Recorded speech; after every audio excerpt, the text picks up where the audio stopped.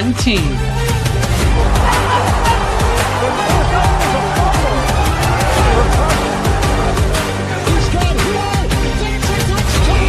One dream. One family. 30, 20, 10, touchdown Miami! 1, 2, 3, go! Welcome back to Fish Tank Live, presented by Van Horn Law Group and Casabella Design Group. Seth Levitt here, live from the Casabella Design Group studios. It's a little loud in the back here, Juice. It's a little loud, so I apologize. It's windy out here in South Florida. Nasty weather today. The weather is nasty, but my crew is not. As always, I'm joined by the man with the best hands in the live podcast business. He is OJ McDuffie. Juice. It's starting to feel like home again here. I was starting to feel like a little disoriented. Wait a minute. I'm trying to figure out how you know who's nasty and who's not nasty in this crew. Man. You know what I mean? I don't know what type of we were just having off air. Got it. All right. Yeah. Nah, this crew right here, man. That was fine and nasty too, I guess. Great crew right here, Big Seth, man. It's good that you're looking good in the studio over there, man. Alvaro's got it looking nice for you over there, bro. Yeah, he always does it right. I mean, that's what Casabella Design Group does. My question to you is this: like the first day, you had a nice charcuterie board and everything. You getting snacks and stuff still, or did he cut you off? I might have been cut off. I just too much Chad Van Horn, and didn't get enough. It's a salary cap. Right. Gotta cut back. The salary cap hit him. Okay, all right. That's it. Yeah, that's exactly right. But now that we've put the pressure on, I bet you Alvaro, next time it'll be a feast in here. It'll be an absolute feast. So you hear the chuckles and the laughs, and obviously if you're watching now, we don't have Chad Van Horn, at least not yet. He might make an appearance. As always, Juice and I are joined by the legendary Sevach, our Emmy-adjacent producer. And back in the saddle. Wait, is that Bandit? Yeah, that's Bandit. Bandit, if you've listened to a recent episode of Fin Condition, Bandit makes an appearance to wrap up the show, which we're grateful for Bandit. Yeah.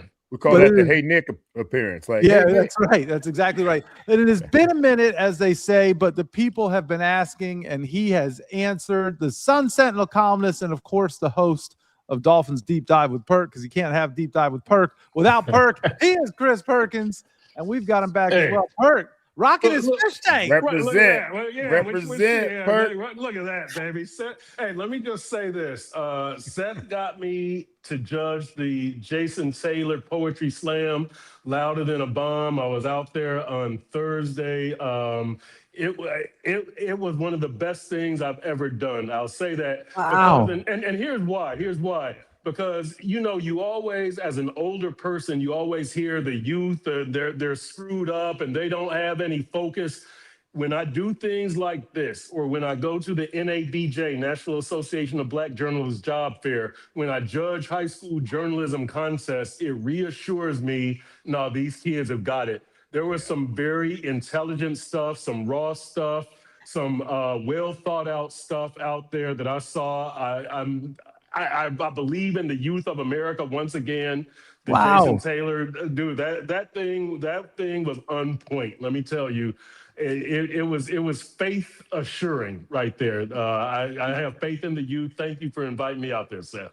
Let me piggyback on that real quick, Big Seth, because Perk and I were talking about before we got on the air, man. And we did. Yeah, LTAB, Florida, man, with Seth and Blue Apple Poetry have going on, man. It's just special with the Jason Taylor Foundation. And it's so funny. I sat beside a couple newbies, when I judged this on Tuesday as well. I don't know what Thursday you were at, Perk, but I thought I saw you on Tuesday, but it's okay. It's okay. I got you, dog. I got you. Tomorrow, Goose. I did. I got you, dog. I got you, Perk. Thank you. I did say Thursday. Forecasting the future, how good it's going to be tomorrow. But yeah, I mean, it was so much incredible stuff, and I knew what to expect, and I still didn't bring my tissue or my handkerchief. Yeah. You know what I mean? Because there are some amazing poets out there that are telling their stories, and I knew they were going to get me, Perk. You know what I mean? I knew that I was going to be emotional at some point, and I hit Seth up like right away afterwards, and I was like, Big Seth, man, there's this group from Flanagan that I've got to hear their group piece again because it was absolutely incredible. Yeah. A couple of young ladies there were absolutely incredible. A couple of gentlemen there were absolutely incredible. So I echo what you're saying, man. The way they can put their words to paper and then articulate it out to us, and we feel every single word they're talking about, man. It was so incredible, man. And every year, Seth, I do it every year for Seth, but I do it for myself too, man, because I want to hear what these kids have to say. And every year, Perk, and you'll see this when you come back next year, because I got him locked in for Seth already for next year. There'll be some other current topic or some other new story that they're going to be talking about, and they're so on point about bringing it to light, man. So yeah, it's so much fun, man. And it's always a great thing to go listen to these kids speak. And like you said, Perk, man, the future is bright with a lot of these youngsters. Yeah, it is. It was very emotional. There were tears welling up in my eyes a couple of times. Very emotional. I'm glad I did it. I'll do it again next year if y'all will have me. Oh, you're locked in. You're locked in. Well, guys, gosh, what a pleasant surprise. Grateful for both of you. The kids are very, very special, but we can't do it. Like I told everybody when we started this thing, and Perk just made I held as long as I could, Juice, my team meeting. I told Perk definitely thought it was still the Mike McDaniel era, the way he showed up for that team meeting. But I held the meeting as long as I could. It's just a showcase without the judges. When the judges show up, you guys, they don't always like your scores, but they need you there, and it's meaningful to all of us. So thank you for the kind words. Grateful for that, for sure. If you're having trouble with judges showing up on time, you could just go digital again, like we did when I was a judge. That's right.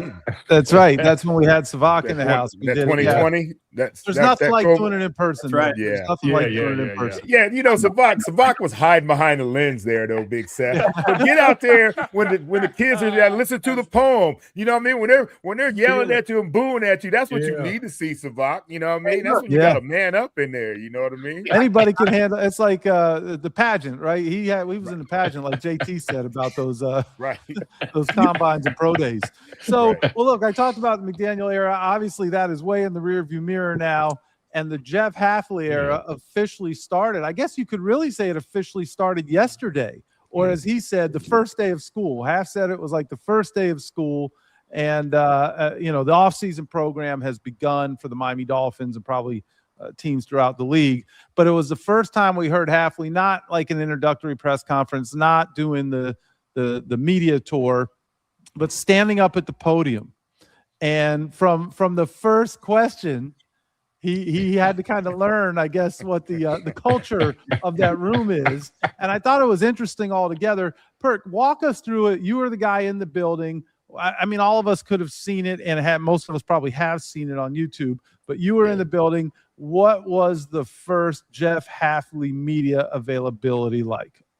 It was good. It was chill, but it was you could feel the passion that Hafley has. So when Hafley was out in Phoenix at the owners' meetings, and I wasn't there, I listened to the audio, and you could kind of tell that Haf just really wanted to get with the players. He wanted to get with his guys. He wanted to be coaching football.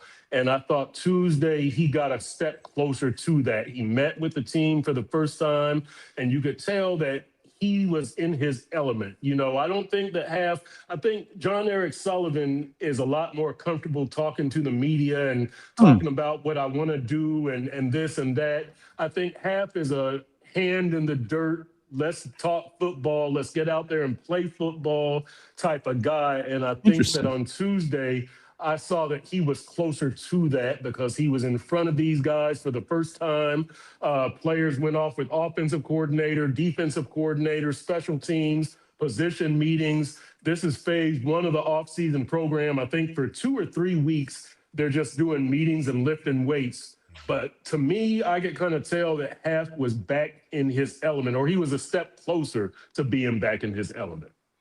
Yeah, Big Seth, I love that too. About, I remember that first day that, when Jimmy Johnson comes, you got to set that tone right away. Yeah. You really do. And Jimmy definitely set a tone on how things are going to be. And I think that's what a lot of it was about, Perk, right? Like, he wanted to set the expectations, the tone, every position coach setting up their ways and the coordinators doing things like that. But you, like we talk about that kindergarten teacher, Big Seth, right? Yeah. You got to set it up stern early, man. Don't come in here light, early and then try to get stern later, man. Lay the law down, let it know how it's supposed to be. And I'll say this, one thing that I liked about Hafley, he talked a lot that they talked about accountability and being on time and being responsible and being accountable to your teammate. And I'm not saying that was missing in the last administration. I'm saying it was. This is come on, Perk. It was. We're saying it, Perk. Come on, man. We can say whatever we want now. We know now. Come on now. I think it's going to be more of an emphasis here, and I think that I get the feeling from listening to Hafley and Sullivan that this administration, this regime, this staff is more grounded in football reality. And that's, again, hand in the dirt, accountability, show up, play some football. Don't worry about social media likes and all that kind of stuff. Show up and knock somebody off the line of scrimmage, and we'll take it from there. I mean, that's what we need to hear. Did anybody ask him about his shoes? I didn't see Omar. Exactly. We're talking football, not shoes. Yeah, but his first comment was about a hat, though, right? His first comment was about it was Alan's Expos hat, right? Expos he was surprised Alan to see Clark's that. Expos hat. Yeah. So it was fun. Everyone has seen it, the start where he asked and he started to get the first question from Alan, and everybody was like, whoa. And he got a little defensive there, which I thought was funny. I took a lot away from that presser, and you can only take so much, and especially at this time of the year. But we see, how often have we seen, and we've seen too much of it here in South Florida with the change. Every time there's a change in coach, and it's almost like politics. We don't like the Republican president. Let's vote for the Democratic president.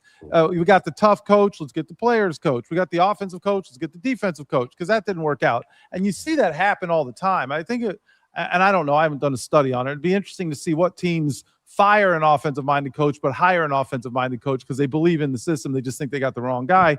And you had Brian Flores, who was just an absolute ball buster. He was no nonsense. He'd fight you to the death if he had to, even if he didn't have to, perhaps. His press conferences, it was like, you guys had to bring a crowbar to try and get anything out of him. And I was almost entertained by that. It was so difficult, those press conferences. And then Mike McDaniel comes out here, and he's very, all the criticism, people said word salad.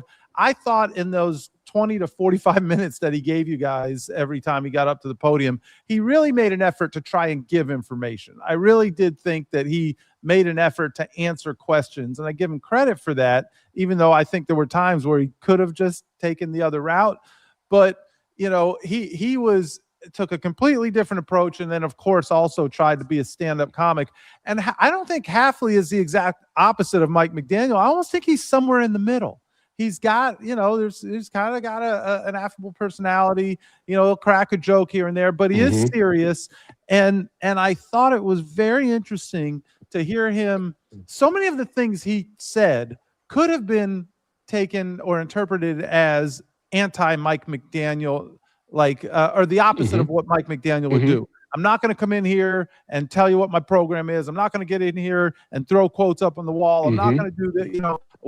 What's important to you? Be on time and give everything you've got every time you're here. None of those things are the things that we felt we ultimately saw in 4 years with Mike McDaniel. So I don't know how much he was coached up on what people felt went wrong, or those are just normal things that football coaches do. And Mike McDaniel was so counterculture that it just feels like it was the exact opposite of everything he brought to the table.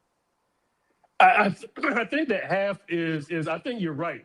Half is kind of somewhere in between. Mike McDaniel was a football coach, but I think Mike McDaniel got too much into the entertainment aspect of the NFL. The speed and the fashion and the social media likes, and letting Tyreek have what was the YouTube guy, I Am Speed or whatever, show up at practice and that kind of stuff. Half is not going to have that kind of stuff, and it's just not his style. It's not the type of team he's going to have. And so I don't think it was being counter to Mike McDaniel. I think it was just him being him and Mike McDaniel was being Mike McDaniel. But again, I think Mike McDaniel was much more into the entertainment aspect of the NFL.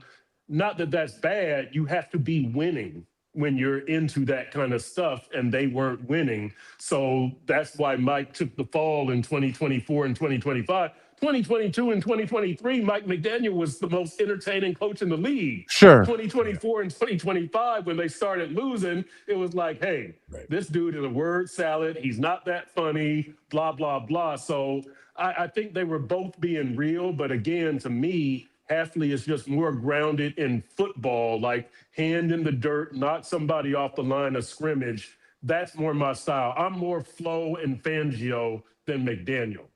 Right. Well, I think Half isn't having it, right? You know, he's and I think honestly he's halfway between, you know, McDaniel and Flores. You know? I see what you did there. So half of that, you know. So and I think that's important because it has to be a balance, right? There has to be a balance, Perk. You still got these new school kids that, you know, love, you know, the new way of doing things, but you also have to have an old school coaching mentality in order to get the best out of them, man. So I think that, you know, when you look at the Dolphins and what we've gone through the last few coaches, they went one way with Flores, they went another way with McDaniel. Now I think that they say, all right, we need to find somebody that's a little bit on both sides. But I think he might be leaning more Flo than he is McDaniel when it comes to how he's going to handle that locker room, which is probably a good thing as well. So he's more center left, not politics, but you know, center left. No, and you're right. You're correct. You're correct, Juice. And you brought up an important point with talking about that. Look, Half is a guy who was just in college, right? So he was at BC, so he can kind of relate to these new school kids. But he's an old soul. An old football soul. That's what I get. So he's kind of got a hand in each pot where he was just in college. He knows about NIL and transfer portal and what kids want, but he's kind of an old football soul, old school guy. So I think that's going to be a good blend, a good mix that's going to serve him well relating to players. And he wants to relate to players. So I thought that was also kind of an interesting dynamic of when I'm talking about these polar opposites and then him being in between. I thought it was really, it wasn't quite fascinating, Juice, but I did enjoy the way he explained how, you know, they were itching for players to be in the building. And he said the building comes alive when players are in the building. And I couldn't agree with that. I couldn't agree with that more. Having worked in an NFL building for 8 years, it's a different feel. Just those buildings are built to have football players in them doing football things. They're designed for that. The locker room has to have a certain vibe to it. The training rooms have to be active. The equipment room, those guys are doing, and you feel all of that. Now that building's a lot bigger, but when you're working in a building like that, you feel that energy. You know when there are meetings and there are coaches and there's the anticipation of having to be somewhere and be on time and don't interrupt those things. And you just, there's an action associated with it. I don't know if it permeates its way into the press areas, Perk, but man, you just feel it. Even if you don't have there's no player availability, you still kind of know that building is operating the way it should be. And so I thought that was a cool statement. And, you know, except there's so much going on in these buildings. You know, think about when we left Davie. When we left Davie, there was nothing going on in that building. Like you're talking about, kind of all season, like where there's nothing going on.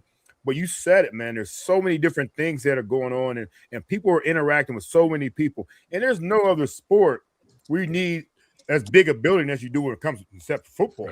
You need a big building, and when a big building's empty with no players, I mean, it's like it's ghost town, and it's a tough deal. But for these guys, man, you know, to be able to go in there, like for me, I couldn't wait to get back out there. I couldn't wait for you know, the first day of school.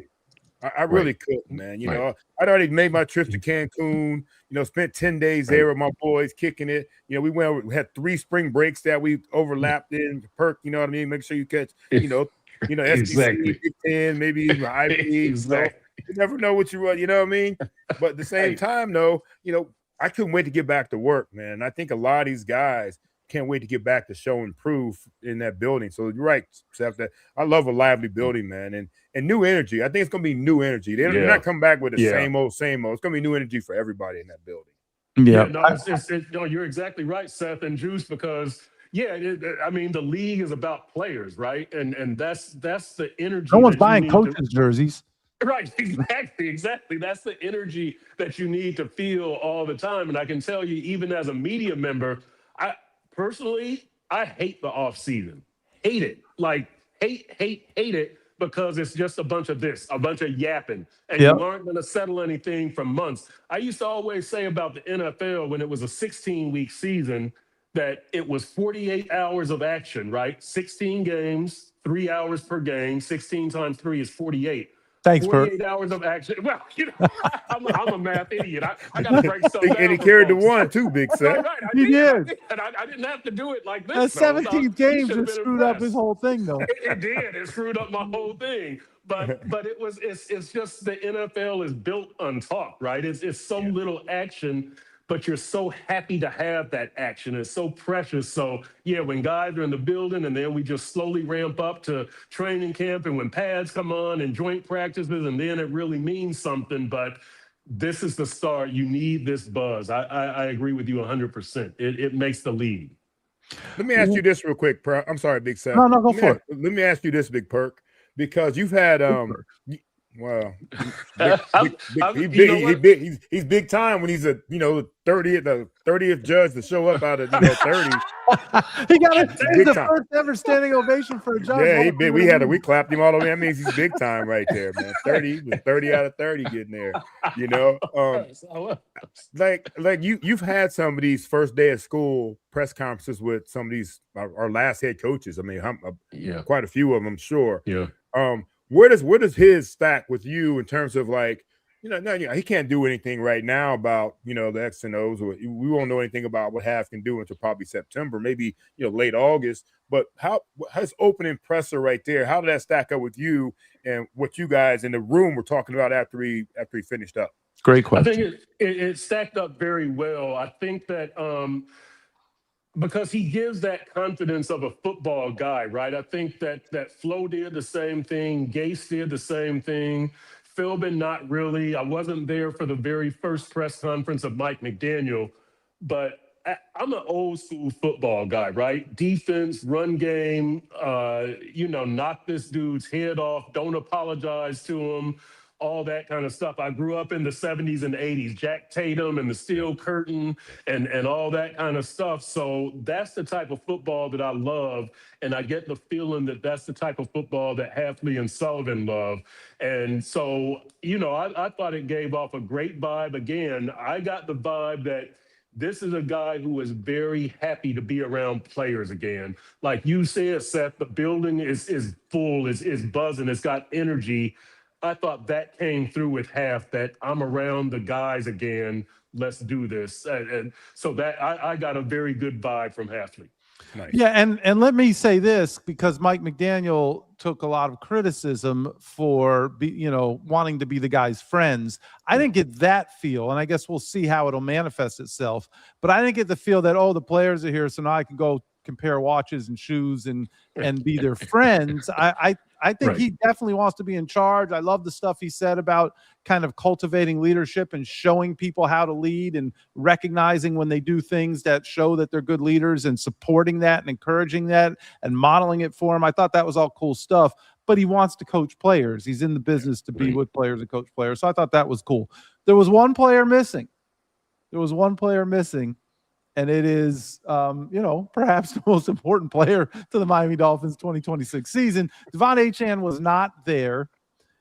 Should we care? Is it just expected? He said that's just what happens this time of the year, which is what you should say on day one. If he's not there by day 15 or day one of training camp, then it's a different conversation.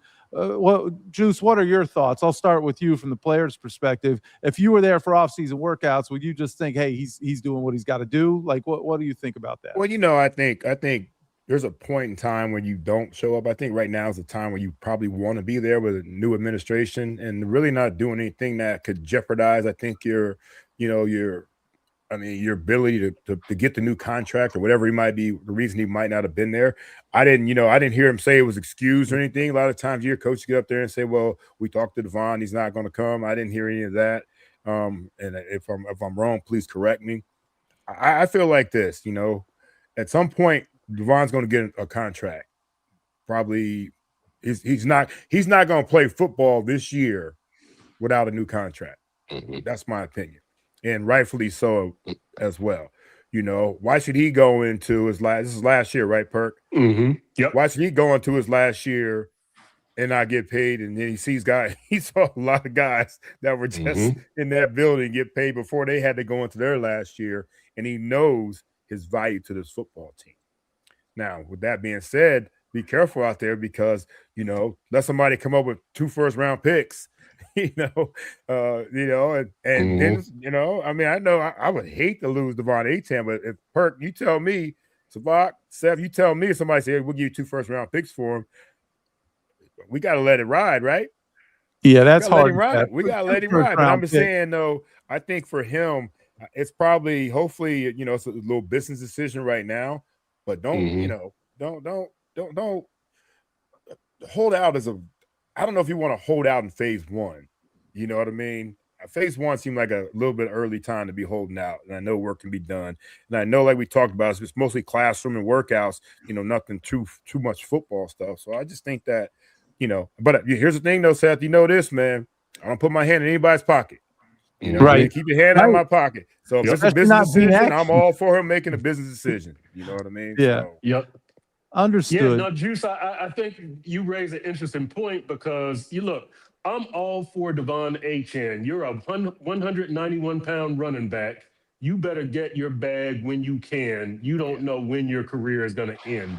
On the other hand, you should probably show up for day 1 of the new administration and let them know that football is more important to me than getting paid. Devon Achane is not that type of dude, though. I think this is more about business. Nobody doubts his love for the game. He's taking advantage of a business opportunity and trying to maximize it when he can. I think that's smart on his part. I won't get nervous until he starts missing full pad 2 a day. I mean, a full pad training camp workout 2 a days. How old am I? Yeah, forget about those. Right. Full pad training camp workouts. What are those? Joint practices. Like 2 of us going to miss some joint practices. I think that's when the team starts to miss you because you really learn. That's when I would worry. Until Devon starts missing full pad training camp practices, do your thing. You're a running back. Get your bag when you can because your career as a 191-pound running back is probably shorter than anybody else's career on that team. That's a great point. But he's also 191 pounds and hard to touch and catch. He is. You get that. So, if you're elusive, 191 and elusive is a little different than 191, and I'm just 191 for no reason. And what I mean? Right. Yeah, I haven't seen 191 in a long time, though. No doubt. So I was going to ask a different question, but I'm looking at the chat, and someone brought up Troy Aikman. Yes, and Troy Aikman, made news. Well, have you seen him around the building? I'm assuming he's not around the building. No, but, I'll say this. He's not. I tried to tell y'all, but go ahead. Okay. I have not. He's been on 2 podcasts saying that he's interested in the Dolphins. He's got a vested interest here. And I did ask Jeff Hafley about Troy Aikman and Hap. I was kind of surprised by his answer that he said that yes, I've consulted with Troy and I continue to consult with Troy. And so, you wonder, what did Troy, we think that Troy was instrumental in the John Eric Sullivan hire because he was on the selection committee. We think that Troy was instrumental in the Jeff Hafley hire, again, on the selection committee, and said that he had talked to Haf and he was very impressed with Haf before, just as a ESPN analyst to defensive coordinator, he was very impressed with him. I would guess that Troy Aikman endorsed Malik Willis, but you wonder how heavy is Troy Aikman's influence here. If Hafley has said that he's talked to him since being hired, What is Troy consulting on? Is he consulting on the first round pick? Is he consulting on Ty Simpson? It raises interesting questions. I'll say this also, I'm all for it. I like getting an outside voice in because what you had been doing before was not working. So you bring in Troy Aikman, you bring in Daniel Silman, who is Ross's son-in-law and Steve Ross's son-in-law, and a sports, he's a member of the relevant company, a CEO, I believe. He's got some sports experience. I like bringing in the outside voices. I like Aikman being there. So Michael Levis says the more Troy Aikman, the better. Here's the question. It does raise a lot of questions, and I have a few of them, but here's my first one. Where the hell's Dan Marino? Like, who's asking Dan Marino? Is anyone consulting with Dan? Like the guy I don't think Dan wants there? To do this. Yeah. But Dan's got a job there too. Dan was on the selection committee. Why? I don't understand what. And if we're going to talk about quarterbacks, are we not also asking Dan Marino? Now, John, Dan, you know what? And OJ, you know this better than me, and Seth, you do too. I think Dan wants to, shake hands and kiss babies. I don't think you're right. I don't think you're right. He wants to put in the 12-hour day? I don't know. He wants to put in a 12-hour day, right. but Dan is up there. Troy isn't either, though. Troy ain't putting 12 hours. Troy ain't putting 12 in either. Dan's the guy in the building. It's not. Like Dan Marino's the guy in the building. Dan Marino's the guy who helped you build those darn facilities when it's time to go ahead and open that facility. So I'm not anti-Troy. I'm not anti. Okay, so Mike says, okay, Dan hasn't been traveling around the league for 15 years, going from team building to team. But no, but when I have sat in those production meetings, I don't know that makes anybody a better evaluator of talent or understanding how to build buildings. They make friends and kiss babies and do all that stuff too. Now, I will say this. They probably evaluate more film than Dan is evaluating because he's got to watch games and understand what to expect. And look, Troy Aikman, very bright guy. Clearly he wants to do this. I just find it very interesting that you've had Dan Marino on the payroll, and I'm trying to choose my words carefully because I don't want to step into something that I shouldn't step into. But I think that if you're going to consult one guy, you got another guy who's right there as well, who also has a lot to offer. That's what I'm saying. And maybe he is being consulted. I don't know. I also think it's interesting that Troy Aikman is saying these things on podcasts, but who internally is supposed to answer for that? Well, like who for the Miami Dolphins? You asked that question, Perk. Who can you ask that can say, help me define Troy Aikman's role with this team? Is he going to have a page in the media guide?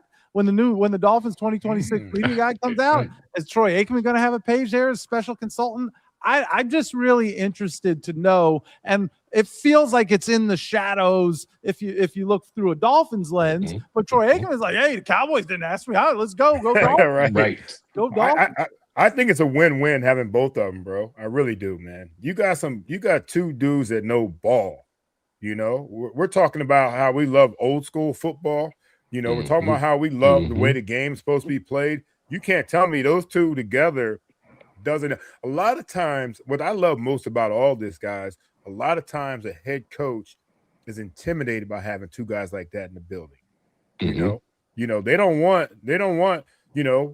Hell, we've been wanting Jason Taylor in the building. They were afraid of Jason Taylor. I think, in my opinion, that's my opinion in the building because you got a dude that's smart as hell, knows the game, tough as hell. Coaches his ass off, you know what I mean? And this is for for Mike. Shit. Damn, sleeping, man. I was getting caught up. The chat's going. But it's 38 minutes in. It's your first one, Juice. Yeah, so that's what Mike said. I had to get on it. Supposed to come in heavy hand. Yeah, so it's like, so it's good to have these guys, these football guys, in the building that the head coach, they're not worried about anything other than coaching, but they don't mind the influence that some of these guys that in the building. Uncle Dan, they never two of them called him Uncle Dan. He did. Yeah. You know what I mean? Like all of them called him Uncle Dan. So I just think that a guy like Dan Marino and a guy like Troy Aikman bring so much to the table. And if guys respect them, but see, here's the thing about it though, too. A lot of these kids in the locker room right now, they only know Dan Marino from Ace Ventura. You know what I mean? Yeah. They don't know anything about Troy as a player. All they know about Troy is on TV. Yeah. That's the way they are right now because it's been so long since they played. talking about the 90s, man. You know, these kids, most of these kids weren't even born until the mid 2000s. You know what I mean? So it's like, so it's interesting to see how Danny's not, you know, being talked about a lot and Troy is, but I love the dynamics. We all can agree that from the hiring Sully to hiring Half and all these things that Troy and Danny were a part of, I think they've collaborated pretty well. So we'll see how big a part. That did anybody ask that, Perk? Will he be a part of the draft part of it all? No, but I do wonder about the power structure and how Sully feels about it. Yeah. Because if Troy is in here, you know, and Half is talking to Troy, Sully is, I don't know. Maybe Sully welcomes it. Maybe Troy is not a threat. Maybe Troy is a threat to a first-time GM, right? Who isn't secure in his job yet, hasn't been through a draft, hasn't been through a season. I just want to see the power pyramid, and I have asked about it, and that's why I asked Hafley about it. I'm very interested about Troy Aikman's role. How does Marino feel about it? What is his influence on the draft, on decisions throughout the season, on the final 53-man roster? I agree with you, Seth. Is he going to have a page in the media guide? Is he an advisor, a special advisor? Does his role differ with ESPN? I mean, there's a lot of questions to be answered here. But I do think that it's a positive for the organization overall. I just think there's probably they might have this thing worked out, and I might just be the nosy media member who has who shouldn't know all this stuff anyway. What does it matter? Why do we have to tell you? But I'm curious about it. Well, you can't walk in and name that big and not expect people to want to understand it, particularly when that name that big keeps talking about it. Right. So I think it's every bit of your right to ask that question. I mean, it would be silly in my opinion, to just ignore it. It's Troy friggin' Aikman, yes. And you have Dan Marino. Like they're both there. How could you not want to understand it? I will say this though. Where's Van Horn? That's so good. I will say this, that John Eric Sullivan does not come across to me as a guy who does not feel comfortable or is concerned or is looking over his shoulder. I think he approaches every day like, I am making the decisions here. Right. I am going to consult everyone. I value what everybody brings to the table, but the buck stops here. And I just think that's the approach he's taken. And I love that about him. And I'm not trying to throw shade, as though I know it's a very popular thing for Miami Dolphins to do, but because I like the man personally and worked with him personally, it's very different than what we felt we saw from Chris Greer, at least from an outside looking in, right?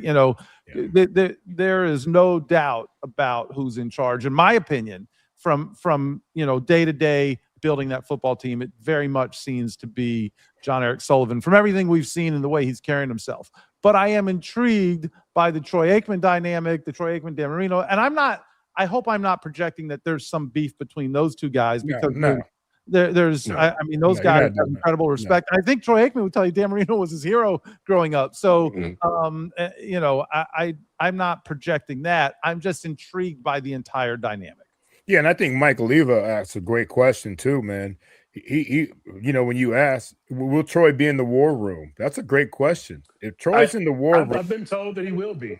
Yeah, that's a big thing here, in my opinion. Yep. I'm sure Danny's gonna be in the war room. Yep. We'll see him on the clips, but if both of those guys are in the war room, why would you be in the war room if you're not helping make a decision in the war room? You know what I mean? There's no point being there. You could be at a watch party somewhere just kicking it. Can you imagine if you walked into a watch party and Troy and Dan were at the watch party? I would be. Well, they got me working on that Thursday at the wharf. We'll be at the wharf, Fort Lauderdale, by the way, for 2 hours. I don't want to, They pulled you back in, Juice? Man, Seth, I'm supposed my to be. phone didn't ring. I'm supposed to be on the West Coast. I know, Big Seth, and I hesitate to even tell you, man. They brought me back in, man. I'm officially on there. That tells you what they think. 11:30, Juice. That's going to be a good party. That'll be a good watch party. 11 and well, 30, if they don't move out of it, then it could be. What if they move the 20? I got to be on the road, Perk. I got to be somewhere. I got to be somewhere. I got to get to the west coast of Florida. Yeah. No, I agree with you there. That's a nice place to be. Yeah, nice place to be. Pretty cool. Yeah, good stuff. Oh, go ahead. Who was that, Sevach? No, I was going to say I look forward to the draft. And you know, I don't know which way the Dolphins are going to go, whether they go offensive tackle and with number 11, I should say, whether they go offensive tackle if Francis Mawanoa from Miami is there, whether they go cornerback, Mansour Delane, the kid from LSU. I think it's too early to go edge rusher. I think the best guys are going to be gone. Reese and Bailey, Reese from Ohio State and Arvell Reese from Ohio State, David Bailey from Texas Tech. After that, I think there's a drop off. So maybe you go wide receiver. You know, Mekhi Lemon. If Carnell Tate is there from Ohio State, I like him. What's my kid from Ohio State? Tyson. But Jordan Tyson. I like that wide receiver also. So I would think they go cornerback, offensive line, or wide receiver at number 11, and then we see what they do at number 30. You could get an edge rusher at number 30. Nice. I'm thinking all wide receivers for all the picks we have. Of course. I'm thinking then see which one works out best for Malik. You know what I mean? I think that could be the best formula, Perk. You know, but that was the Mike McDaniel formula, wasn't it? It was. And they got to run at least 4 running backs and receivers. Yeah, 4-2 something. It can't be. That's it. Lighten the ass. You know what I mean? But just be able to run.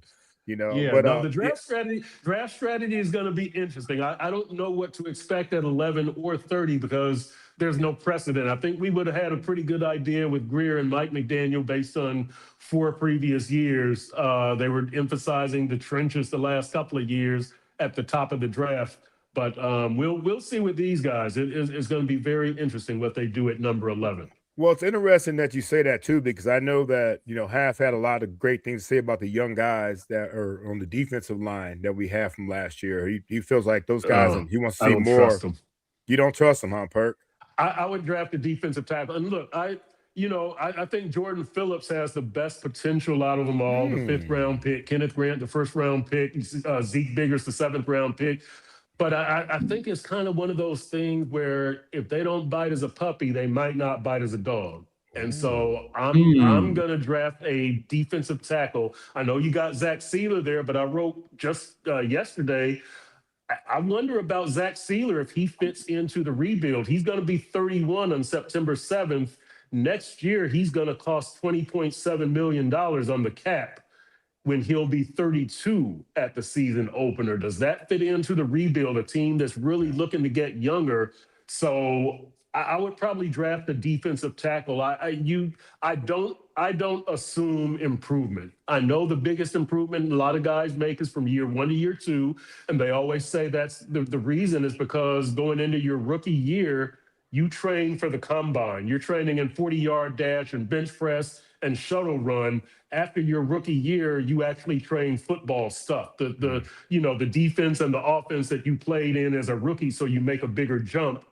But I still don't assume improvement. I'm drafting a D tackle. And what's the worst that can happen? You have too many D tackles? Well, how high though? How high? That's a question. I would I don't think round 3 or 4 because I want somebody. Because I want somebody who's going to contribute. You know, Jordan Phillips in round 5 and Zeke Biggers in round 7. That's nice, but that's not somebody you expect to be an impact player. That's somebody you expect to be a rotational player. If they're an impact player, that's a nice surprise. I want to get a impact player 3rd or 4th round probably. Interesting. Very interesting. I also thought you were the one who asked him about, you asked Hafley about Sealer, right? The tweener. Yeah, I did. I did. Yeah, I thought his answer was really good. And it sounds to me like he's very excited to have him this year. I thought it was pretty cool to hear him explain what he felt Sealer does well. But you also bring up a very good point and described the exact type of player that John Eric Sullivan gets rid of And maybe not this year, but it doesn't sound like next year. Oh, Sealer has no chance next year. Yeah, Right. Yeah, not at that number. He has 0 chance at that number. I mean, Correct. that's just no not chance to that number. Correct. At that position and no chance. Yep, that's what it sounds like here. Well, we're going to jump into, I tried to tell y'all in a second, but I just want to bring up really quickly a little fin condition update. We dropped a new episode today. We focused on my 1981 Topps Nat Moore card, autographed by Nat Moore. Mr. Moore. Yeah, it's a special one for me. So signed by Nat. A lot of fun episodes. And Fin Condition right now is on the Apple Top 100 charts for hobby podcasts in the United States. So appreciate everybody who's listening to it. And in Mexico, we're on the top charts in Mexico as well. So Emilio and the crew. That's right. You. Got on the UK charts today. So they're loving us up in the UK as well. We worldwide, Perk. We worldwide, beautiful, man. The hell you worldwide. Fin Condition. Did you collect cards as a kid, Perk? Yeah. I told you. I got a whole collection. I got a shoebox in my closet. I probably got an OJ McDuffie card. I collected from. I don't believe it till I see it.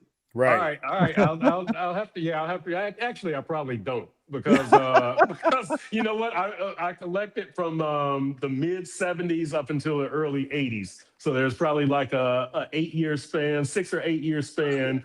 And I've got a couple of them from the 2000s, from the 90s and 2000s, but I'm mostly 70s and 80s. Hey, Big Seth, real quick. I know everybody's heard. I'm going to give these. At some point, everybody can DM me. Don't put it on the page. I don't think I allow you to post on my page, but I'm going to give away some tickets for the over at TGL this weekend. Okay. I got a master watch party on Saturday. So I've got like 4 passes, man. Courtesy of my man Mark Gundry, with Whole Life, and he's also a Keller Williams, real estate agent. But he gave me some passes, man, for this event this weekend. So it's that thing, Tiger Woods, Perk, what it's about. Indoor golf up at Jupiter. Jupiter, man. TGL, so man. I've got 4 passes, man. It's gonna be very interesting for me to go in there and see what it's all about. I guess the first few guys are people that, DM me on any of my socials, they hit me up all the time when they want to talk shit to me. There we go. Hey, I heard it's lit up there. I heard it's a great atmosphere. Dave Hyde, our columnist, went there. He said it's a great atmosphere. So I know a couple other people who have been up there. So jump on those tickets. That's a good deal. And Big Seth, when are we doing our drawing? So I was going to pull it Friday. I'm glad you brought that up. So you have an opportunity to win. The prize possession in this giveaway that we're doing is the OJ McDuffie 1993 Upper Deck rookie card signed by OJ McDuffie with the inscription Air Slops. It's a one of one. There's only one of these in the entire planet. The OJ McDuffie Air Slops rookie card. Okay. And if you don't know what that is in reference to, go back and listen to Fin Condition episode number 2. You can learn all about it. Also, I'm giving away not the shirt I wore, but the same model of shirt that I wore in episodes 1 and 2, and it's a Dan Marino Mitchell and Ness t-shirt. It's a $60 MSRP t-shirt, unopened, still in the bag. Okay, so it's not the sweaty one that I wore. And now OJ's also Seth I know, right? I don't think anybody wants that. Clearly, iHeart doesn't. Probably nobody else. But so there's that t-shirt, and then now these tickets that OJ's given up, and all you need to do is tweet at us that you are following Fin Condition, and not on the socials. You need to be following Fin Condition on Apple Podcasts, on Spotify, or on the Fish Tank YouTube channel. And now Fin Condition is also available right here on the Dolphins Talk YouTube channel as well. So Fin Condition is blowing up everywhere. But if you show us that you're following one of those 3 channels, you'll be entered to win. You get an entry for each and every one that you're following, so you can have up to 3 entries. And we're going to pick some winners here on Friday, Juice. That's right. Man. That's right, man. Am I eligible to win? You can win those tickets. Right. You also I got a ticket, man. I want David Fernandez wants to wear the green hat that I wore in that. Yeah, you don't want to wear that green hat. The sideline boy hat. Oh man. Man, maybe I need to give away something too. Sevach, get something, man. Get something in there. Yeah, absolutely. And Perk is giving away his old router that he used for the. Hey, let me tell you a funny story about that. So I switched to Verizon. I had AT&T, and so AT&T, when I cut off the service, they told me they were going to send me an email and tell me to take the router back to UPS, and they'll take care of it. Mm-hmm. So it's like 5 days after I stopped the service, and I called them. I'm like, I haven't gotten this email. They were like, yeah, you can keep the equipment. We don't need it. You got to do it. They know. See, they know. Hold on. They already know. They're like, no, you can keep that cheap crap. No. Wait a minute. If you still have that router, we're gonna come up with something creative where somebody can win an autographed Chris Perkins shitty ass router. Yes. We gotta do it. Yeah. We gotta do it. All right. We gotta get Sam Marcoux involved in this promotion. For sure. Too good. All right. So those are the contests. Go check them out. Gentlemen, I need to know what you tried to tell us. All right, I'll start off. Yeah. Go ahead, dude. I tried to tell y'all that the Big Ten is the sheet. Oh, he wouldn't let me have that one. See, yeah, I wasn't gonna let you have it. There it is. In the 2025-2026 school year, the Big Ten is the big bad bully on the block in Division I college sports. As of today, the Big Ten holds the college football title, Indiana, the NCAA wrestling title, Penn State, who's actually won 13 of the last 15, but who's counting, Big Seth? You know what I mean? So wrestling's always been dominant in the Big Ten the past 20 years. The women's hockey title resides in the Big Ten with Wisconsin and the first African-American woman on the national team, Layla Edwards from Cleveland, which is Big Seth's old stomping ground. Green Road, baby. That's right. And just recently, NCAA basketball championships, UCLA women beating Dawn Staley in the powerful South Carolina, and Michigan men beating up on the team that was top dogs the past 5 years in UConn. And who knows what's going to happen in lacrosse and soccer and all the other sports that I don't give a damn about. You know what I mean? Now, football has been owned by the Big Ten the past 3 seasons. Michigan, Ohio State, and the previously mentioned Indiana. Blame the portal, blame the NIL, but the playing field is finally even now, Big Seth, and that means more good players are bypassing the SEC and coming to the Big Ten.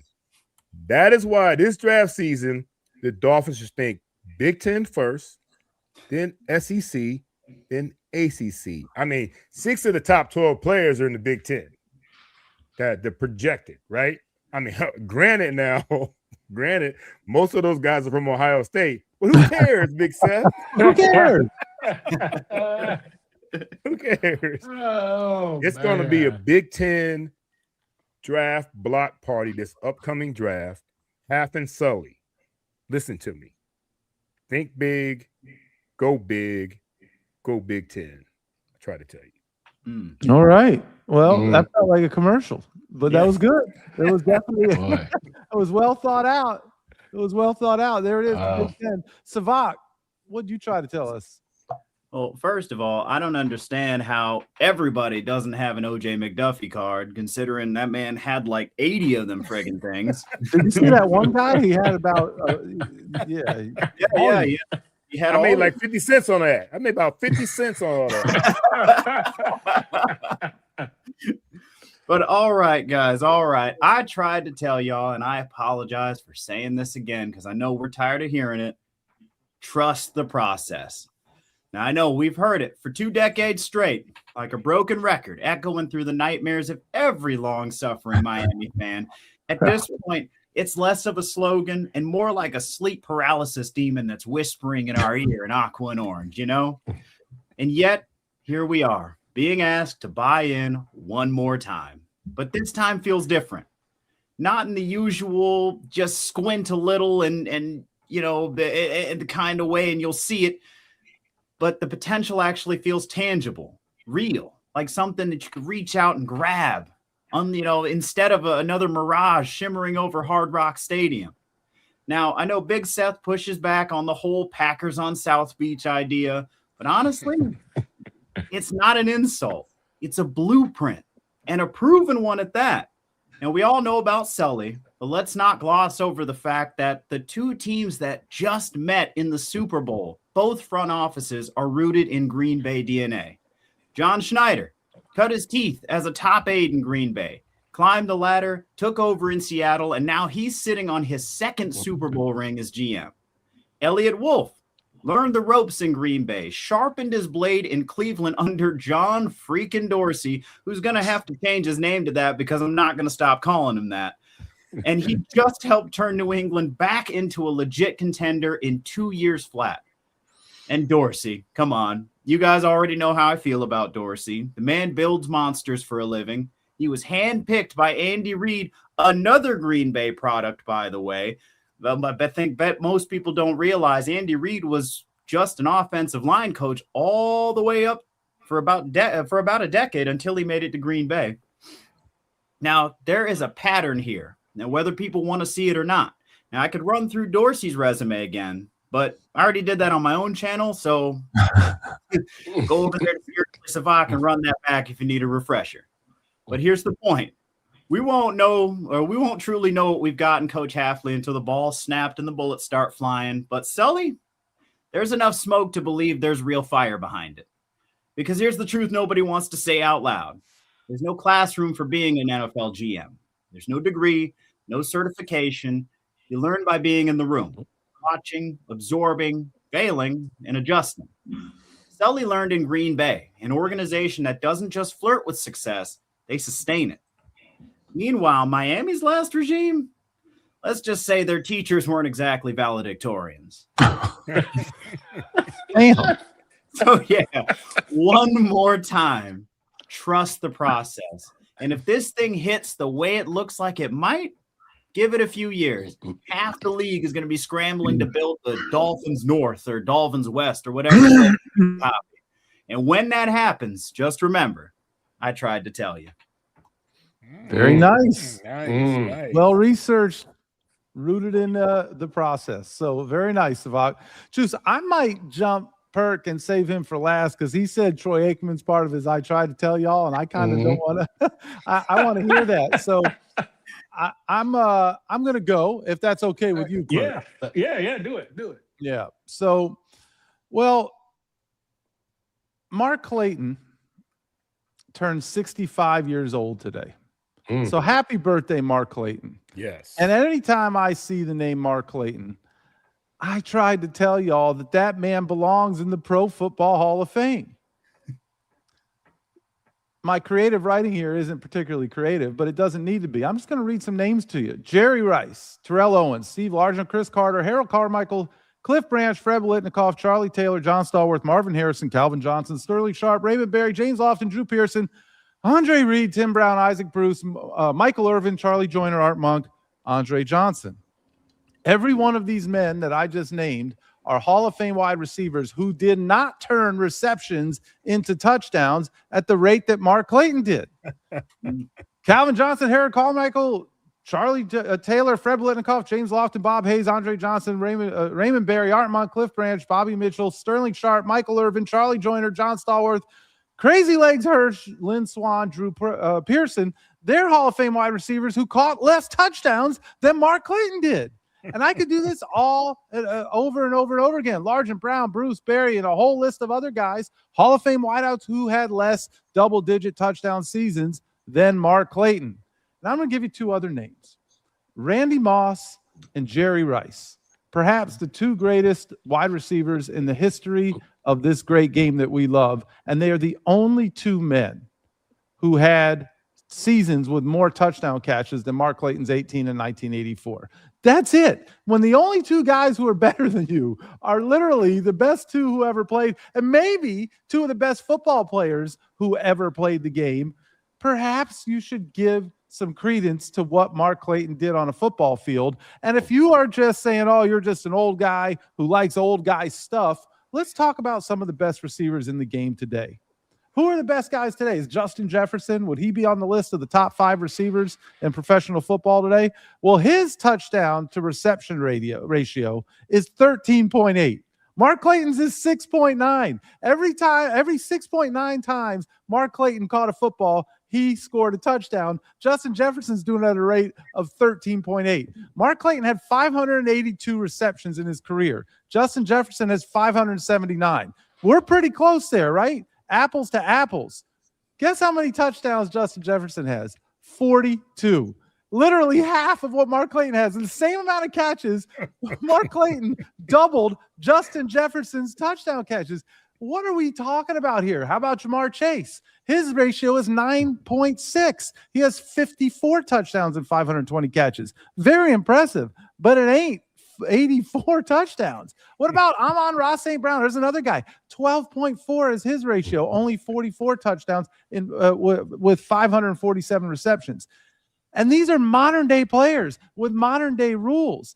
It is absolutely insane what Mark Clayton did at 5'9" in 1984, in the 80s and the early 90s. And I get that he has the greatest pure passer to ever play the game as the guy who threw them the ball. But that should not diminish his greatness. If you don't believe me, you can go watch something else, my 9-minute video that I did in terms of what I think. But I'm going to bring it up every time because it's Mark Clayton's birthday today. Happy birthday, Mark Clayton. You belong in the Pro Football Hall of Fame. I tried to tell y'all. Yeah, great stuff, man. Nice. Good stuff. I agree. Yeah. His ass was out there watching the lawn guys this morning. I called him this morning, Big Seth. He was watching the lawn guys do the lawn. He was sitting on the porch drinking lemonade and smoking a cigar. So as he should be. That's a good life. As he should be. There. Yeah. All right. I guess I'm hitting cleanup here.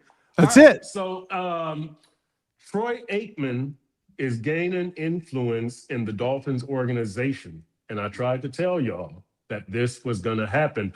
I thought that this was going to happen as soon as Troy's name came up, that he was going to gain influence. I think the two strongest people that are gaining influence in that organization are Brandon Shore, the salary capologist, and Troy Aikman, whose role hasn't been defined.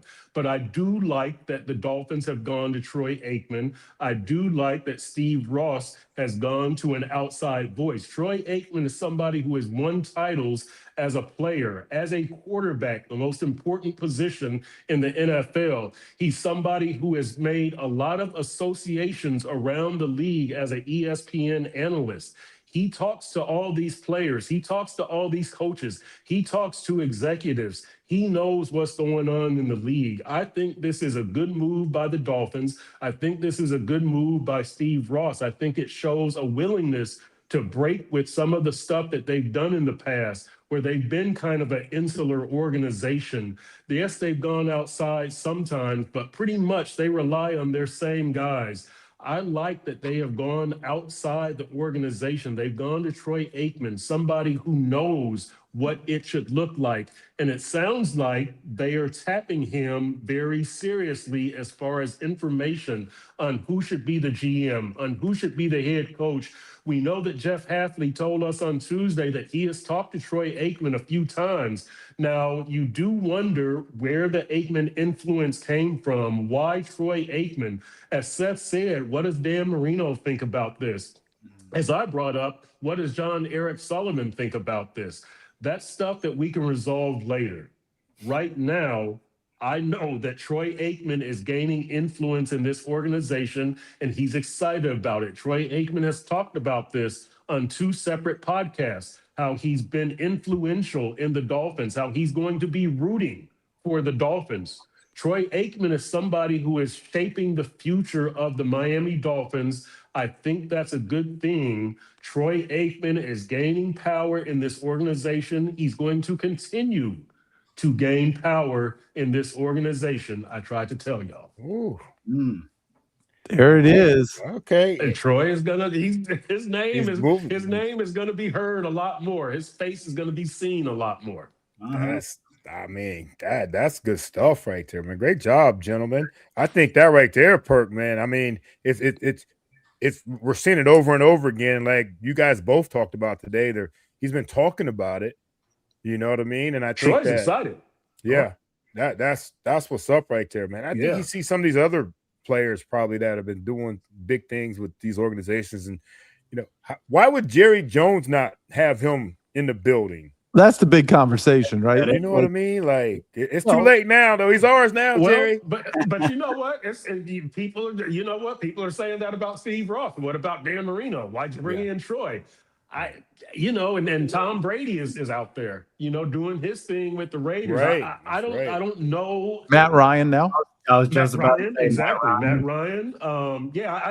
I think these are good things because it brings in new voices. Now look, Troy hasn't played since the 2000s, we know, but he's still somebody who has had his hand in the league, and the same with Matt Ryan, the same with Tom Brady. So I think it's a good thing, but I do wonder the origin of the Troy Aikman involvement. Did you ask Dan? Did Dan give his approval? Did you go over Dan? Did Dan say, I don't want this?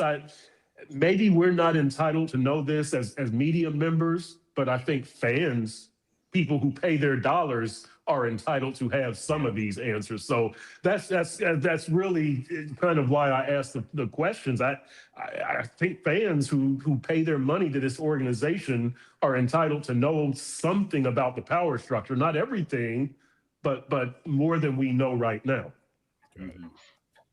That's an interesting point there. Entitled to know, I don't know. I don't know if we're entitled to know or not, but we certainly, it would be ridiculous to not understand that the curiosity would be there. Right. So they have to recognize that the curiosity is going to be there. And if they didn't think that was going to happen, then they completely misread the room. Because you cannot sneak a name like Troy Aikman into the building and assume nobody's going to, pay attention. And I can't imagine that Dan's not cool with it either. He's got to be cool with it, right? I can't imagine he's not. You can't piss Dan Marino off in that fashion. Correct. Like, I'm sure Troy is going to be in the war. He's going to be pictured in the war room on draft night, April 23rd, in that first round. His face will be shown probably right next to Dan Marino, as they were at the introductory press conference for John Eric Sullivan and Jeff Hafley, right? They were sitting side by side. It'll probably be something similar on draft night, I'm guessing, but still, you kind of have to wonder about the dynamic and what everybody thinks about it and how it came to be, and were the correct protocol followed. Did you give Dan right of first refusal? Do you want this job? Do you want this role? Because we're talking to Troy. I hope it was done that way, the right way. Yeah. I'm sure it was. And I think it was. I agree with you, Juice. I think it was. All right. I don't know if there was any more. No, I just didn't know. I just think you guys rip and run. I think I'm going to shut up and listen. But great stuff. Great show. Another way to fill up an off season here. Never a dull moment in Miami Gardens. Oh, man. Great stuff, man. And we didn't even get into Raheem Mostert.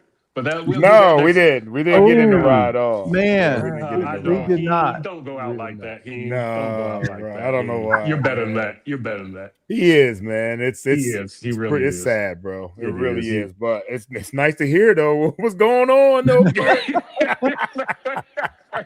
I love the source. I hate that he was the source. I wish it had been somebody else, but damn. Right. It's a good source. He was right there. Hey, at least he put his name on it. I'll say that. Put his name on it. He wasn't anonymous, was he? Back. He put his name on it. Awesome stuff, guys. Next Wednesday, I don't know that we're going to, it's your call, Juice. I've got Louder Than a Bomb Florida individual finals. I will not be available, and I've pulled Chad Van Horn in to be one of my judges. So if you guys got it, we'll make an announcement later. Yeah, but we'll figure it out. Yeah, we'll figure it out. We'll figure it out. But hey, we do appreciate everybody coming out tonight, and definitely thanks for diving in.